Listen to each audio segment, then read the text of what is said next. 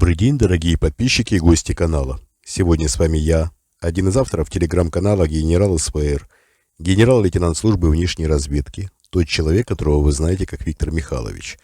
Сегодня у нас 30 ноября, среда, мы проводим промежуточный выпуск, и я сразу хочу предложить вам оставить в комментариях к этому выпуску вопросы, на которые я отвечу в эту пятницу. У нас такой уже интересный режим устоялся, когда в среду выходит промежуточный выпуск, вы оставляете в комментариях вопросы, а я отвечаю на них в пятничном выпуске. У меня к вам небольшое предложение. Мы хотим немножко поменять формат, и я хочу к вам обратиться с таким предложением. Со следующей недели мы проэкспериментируем.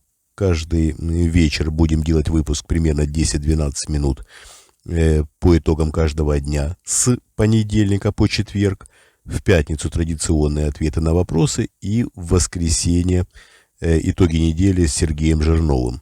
Если вы поддерживаете такой формат, поставьте, пожалуйста, лайк под этим видео. Еще раз объясню.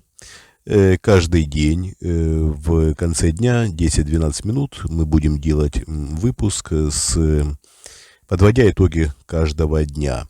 Небольшие итоги с моими комментариями и с моим небольшим анализом наиболее важных событий за текущий день. Если вы поддерживаете такой формат, поставьте, пожалуйста, лайк к этому видео. Мы поймем, что вас интересует будущий формат, и будем, соответственно, его продвигать. Еще раз повторяю, ответы на вопросы так и останутся просто в итоговом выпуске за среду. Мы будем собирать комментарии с вопросами и в пятницу отвечать. Только будет не один промежуточный выпуск, а 4 фактически итоговых по результатам каждого дня, с понедельника по четверг. Также хочу обратиться к нашим уважаемым гостям канала и подписчикам, которые смотрят наши видео на территории России и Республики Беларусь. Перед просмотром видео регулярно включать VPN, перед просмотром наших, соответственно, роликов включать VPN. Это помогает монетизации, и таким образом вы поддерживаете наш канал. Так, теперь приступим к нашему выпуску.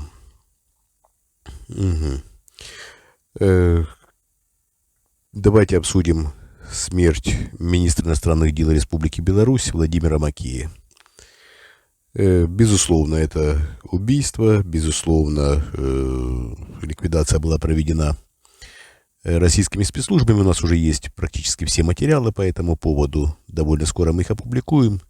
Надо совсем немного времени для того, чтобы выяснить некоторые обстоятельства, которые у нас пока остаются невыясненными. Но факт ликвидации спецслужбами России по инициативе Владимира Путина неоспорим для нас, по крайней мере. И мы в этом уверены.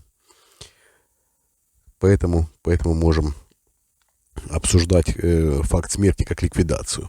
Ликвидация — это, безусловно, еще раз подчеркиваю, толстый намек Александру Лукашенко на то, что многовекторная политика ведет к смерти. Многовекторная политика Республики Беларусь. Вы прекрасно знаете, мы об этом писали не раз, о том, что Лукашенко пытается проводить многовекторную политику, заигрывая с президентом России Владимиром Путиным, называя его старшим братом. Володя, он его называет Володя, старший брат, всячески заискивает. Понятно, экономика Республики Беларусь напрямую зависит от России. При этом Лукашенко не особо стремится к объединению с Россией. Все-таки Беларусь — это его вотчина, и когда он говорит, что суверенитет Республики Беларусь держится на нем, к сожалению, в какой-то мере он прав. Еще раз подчеркиваю, к большому сожалению. В этом, конечно, виноват и сам Лукашенко. Он выстроил такую систему, он выстроил диктатуру, когда все ориентировано на одного человека. Так вот, решение принимает на сегодняшний день в Республике Беларусь руководящее решение Лукашенко. И еще раз повторю, к сожалению, суверенитет Республики Беларусь действительно зависит от него. Это худший вариант.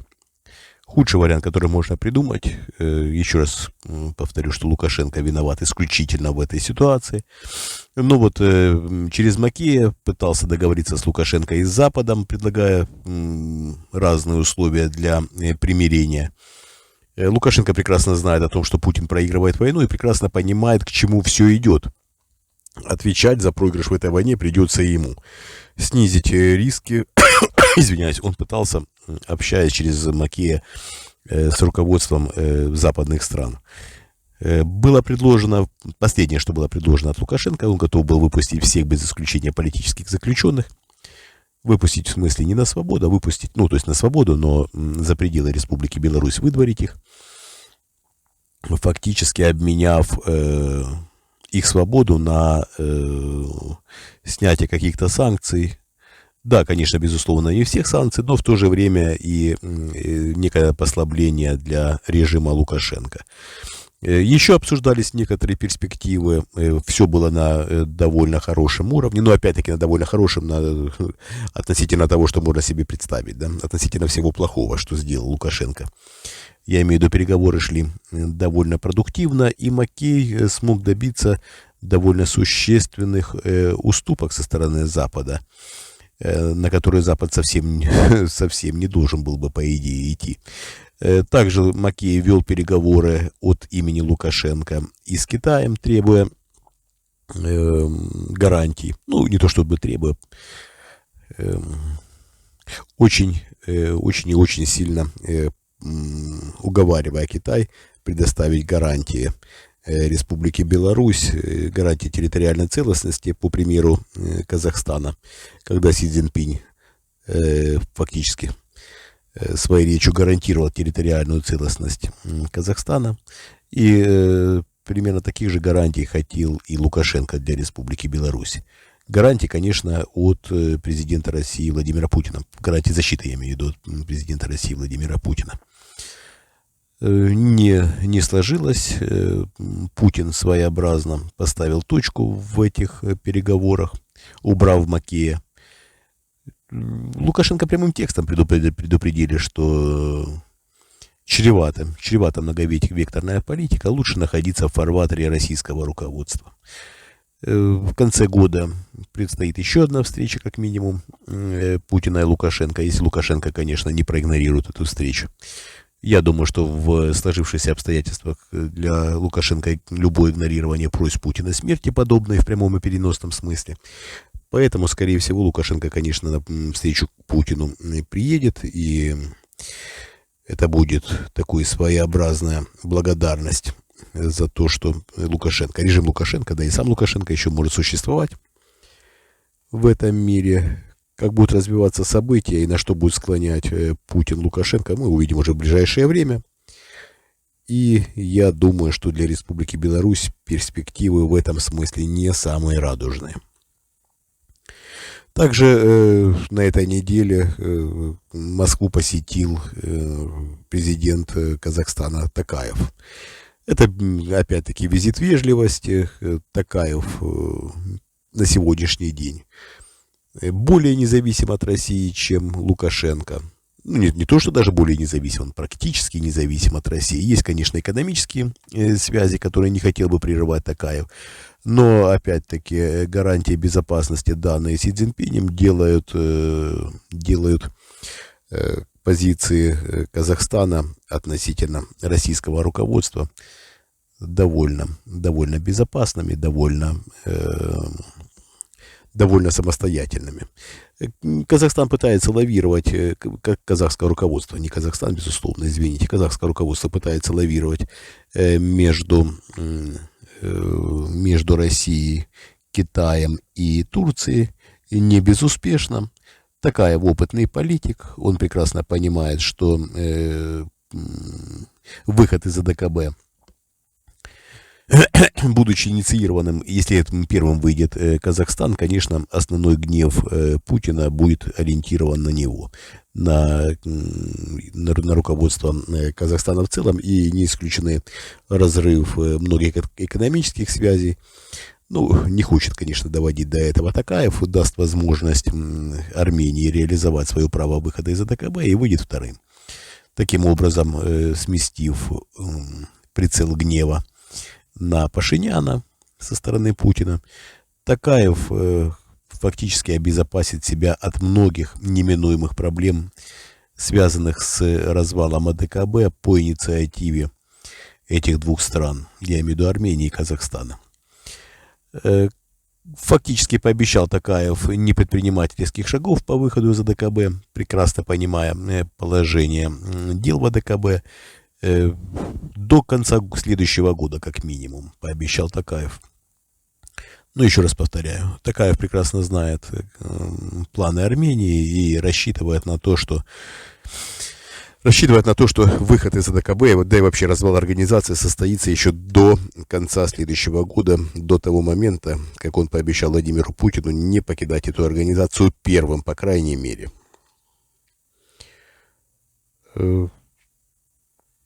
Токаев, конечно, делает все возможное для того, чтобы сместить риски, связанные с большими переменами в России, которые предстоят.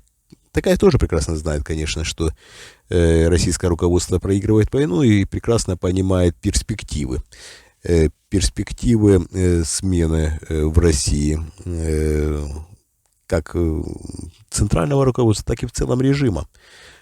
Поэтому Токаев внимательно смотрит и изучает. Визит Токаева связан как раз и с этим. Ему важно и держать руку на пульсе, ему важно понимать процессы, происходящие в России. Одно дело видеть это все со стороны, другое дело посвятить этому какое-то время, находясь в стране, чувствуя нерв, что называется, чувствуя обстановку, чувствуя отношения людей как к Путину, с которым он встречался, так и в целом даже отношение к нему он четко понимает и чувствует, и понимает, куда дует ветер в российском руководстве.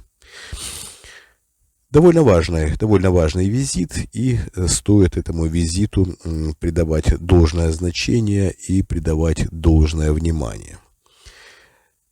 Теперь давайте обсудим перспективы введения военного положения в России. Сегодня у нас вышел утренний пост, в котором мы рассказывали о том, что Путин собирается ввести некий гибрид военного положения с концентрационным цифровым лагерем по китайскому типу. Что это обозначает? Это обозначает, что вместе с военным положением будут введены QR-коды, которым будет предоставлен цвет. Это, возможно, будет называться не цветом, да, ну, то есть сейчас, на сегодняшний день определяется, что будет градация по цвету, то есть красный цвет QR-кода запрещает человеку покидать населенный пункт, в котором он проживает, там с некими, пока что это немножко расплывчатые формулировки, которые будут четкими к моменту введения военного положения. По крайней мере, так предполагается. Желтый цвет QR-кода будет означать запрет выезда человека за пределы субъекта федерации, в котором он проживает, а зеленый, соответственно, свободное передвижение по стране, но выезд за границу будет ограничен. Извиняюсь за тавтологию. И, возможно, будет там не цвета, а там первый вариант кода, второй вариант кода, третий вариант кода. Неважно, как это будет называться, важен сам смысл. В Китае это цвета, поэтому на сегодняшний день рассматривается цветовая градация. Конечно, это шаг к полнейшей диктатуре, но в то же время Путину важно контролировать процессы в стране, Путину важно контролировать население. Мы видим, к чему это приводит в Китае. Путин считает, что в Китае это проходит не так гладко, потому что там руководят идиоты, а он умный и гениальный проведет все так, что не будет ни сучка, ни задоринки. Все будет замечательно. Люди подчинятся. Он считает, что население в России более дисциплинировано, чем китайское. Он привел систему к такому уровню, когда можно вводить и военное положение, и QR-коды с градацией, с различной. И население будет полностью подчинено власти. Это, кстати, это давнешняя идея тотального контроля, присуща той группе во власти России, которая считается силовой группой. Выходцы в основном из советского КГБ исповедуют идею тотального контроля над населением. И здесь Путин получил поддержку Патрушева. Патрушев полностью на стороне Путина в этом плане. Он, конечно, страстно желает получить полностью контролируемую страну, то ли после смерти Путина, то ли при передаче власти, еще при живом Путине, для его сына, для сына Патрушева, я имею в виду, как наследника престола российского. Конечно, в этом случае, извиняюсь, Патрушев получает полностью подчиненную страну. Как будут развиваться события, как будет реагировать российский народ, увидим уже после Нового года. По крайней мере, как докладывают Путину, во второй половине января все будет готово для введения подобных мер. Я думаю, что найдется огромное количество нюансов, которые будут сопровождать подобные инициативы. Нюансов негативных, прежде всего, для самого Путина и для руководства России в целом. Я думаю, что проблематично будет выполнить эти планы. Реализовать эти планы будет очень и очень сложно. У меня есть свои мысли по этому поводу, они основаны на знаниях, которые есть на сегодняшний момент. Я думаю, что вы тоже при довольно даже поверхностном анализе увидите огромное количество недостатков в этом плане. И если российское руководство не может нормально провести мобилизацию, о чем можно говорить? Какое военное положение? Какие QR-коды? Какая градация по цветам? Все это, конечно, филькинограмма, это бред. Столкнется все с огромным количеством проблем, прежде всего обеспечения цифрового, потому что не на должном уровне для того, чтобы ввести подобное решение, надо быть подготовленным на все 100%. Если мобилизацию не смогли провести, будучи даже, как рапортовали, Путину готовыми на 100%. Мы видим, что происходило, мы видим реализацию этого решения через жопу, извините за выражение. Теперь будет так самое главное. Давайте еще раз уточним, что введение военного положения будет сопровождаться всеобщей мобилизацией. Я думаю, что это будет потрясающе. Если Путин все-таки решится на введение военного положения совместно с всеобщей мобилизацией, мы увидим, я думаю, что крах системы в совсем близкой перспективе. Так, я думаю, что давайте, мы уже обсудили основную часть вопросов, тем, которые возникли с нашего предыдущего выпуска. Поэтому давайте основную часть нашего общения перенесем на пятничный выпуск, где будут ответы на вопросы. Еще раз повторяю, в описании к этому ролику, извиняюсь, не в описании, в комментарии к этому ролику оставляйте свои вопросы. На самые популярные я отвечу уже в пятницу. Пятница — это, как я понимаю, 2 декабря у нас. Также хочу извиниться перед нашими подписчиками Patreon. Я обещал в понедельник выпуск, но выпуск выйдет также в эту пятницу. Я сделаю 2 выпуска. Один для наших уважаемых гостей и подписчиков канала в YouTube, и второй для наших уважаемых подписчиков Patreon. Еще раз напоминаю, что для подписчиков Patreon я имею возможность отвечать на все вопросы, поэтому подписывайтесь на Patreon, на наш Patreon, и получите ответ на ваш вопрос. В понедельник у нас не удалось сделать по техническим проблемам, из-за технических проблем, поэтому, извините, выпуск выйдет в пятницу. Все, на сегодня все. Еще раз повторяю, если вы поддерживаете наш новый формат с 4 выпусками новостными в течение с понедельника по четверг. Один выпуск ответа на вопросы и выпуск итогов недели с Сергеем Жирновым. Если вы поддержите такой формат, поставьте, пожалуйста, лайк к этому видео, и мы увидим, что вы поддерживаете данный формат. Также хочу напомнить о том, что существуют наши криптовалютные кошельки, на которых мы можем принять помощь и вашу поддержку. Мы вас любим, это главное, это искренне, и ради вас мы работаем. Увидимся, услышимся обязательно уже скоро. Всего доброго, до свидания.